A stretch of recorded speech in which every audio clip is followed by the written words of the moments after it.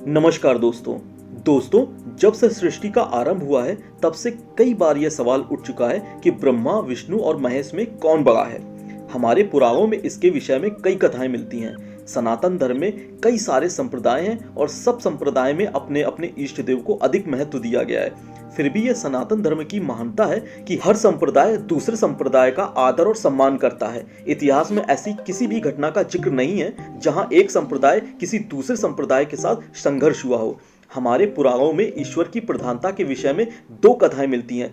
एक कथा शिव महापुराण में मिलती है और दूसरी भगवत कथा में मिलती है। जानिए शिव पुराण की कथा क्या है।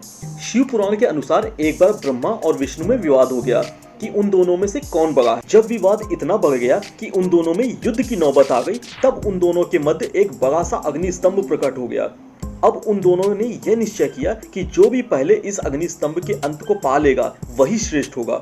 भगवान विष्णु उस अग्नि स्तंभ के अंत को पाने के लिए नीचे की ओर गए और ब्रह्मा ऊपर की तरफ गए। दोनों में से कोई भी इस अग्नि स्तंभ के अंत को पाने में सफल ना रहा।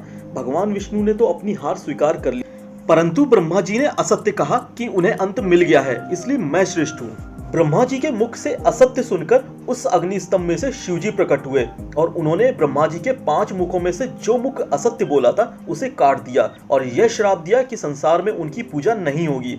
भगवान विष्णु से प्रसन्न होकर उन्हें अपने समान पूजे जाने का वरदान दिया। यह कथा शिव पुराण की है, जिसके अनुसार शिव जी सबसे बड़े हैं। अब जानते हैं श्रीमद् भगवत कथा में क्या कहा गया है इस विषय में। एक बार सप्त ऋषियों में चर्चा हो रही थी कि ब्रह्मा, विष्णु, महेश में कौन बड़ा है।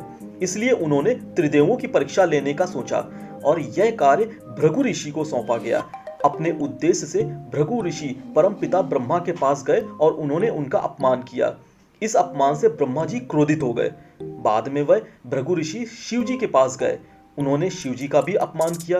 फिर वह भगवान विष्णु के धाम वैकुंठ गए, जहां भगवान विष्णु अपनी शेष शैया पर विश्राम कर रहे थे। महर्षि भृगु ने जाकर सीधे भगवान विष्णु के वक्ष स्थल पर लात मारी। इनके इस कृत्य से भगवान विष्णु को तनिक भी क्रोध नहीं आया और उन्होंने भृगु के पैर पकड़ लिए और कहा कि महर्षि, आपके पैर को कोई चोट तो नहीं आई? मेरा वक्ष स्थल बहुत कठोर है और आपके पैर बहुत ही कोमल। भगवान विष्णु की यह विनम्रता को देखकर महर्षि भृगु ने भगवान विष्णु से क्षमा मांगी और फिर सप्त ऋषियों ने यह स्वीकार कर लिया कि ब्रह्मा, विष्णु और महेश में से भगवान विष्णु ही श्रेष्ठ हैं। इन कथाओं के बावजूद मुझे लगता है कि इन तीनों में से कौन बड़ा है और कौन श्रेष्ठ, यह तुलना हमारे जैसे मनुष्य नहीं कर सकते। शिव पुराण और विष्णु पुराण दोनों में इन तीनों देवों को अभिन्न बताया गया है। हमारे पुराणों में यहाँ तक कह दिया गया है कि जो मनुष्य शिव द्रोह करके विष्णु की पूजा करता है और जो मनुष्य विष्णु द्रोह करके शिव जी की पूजा करता है, उनकी पूजा को कभी स्वीकार नहीं होती।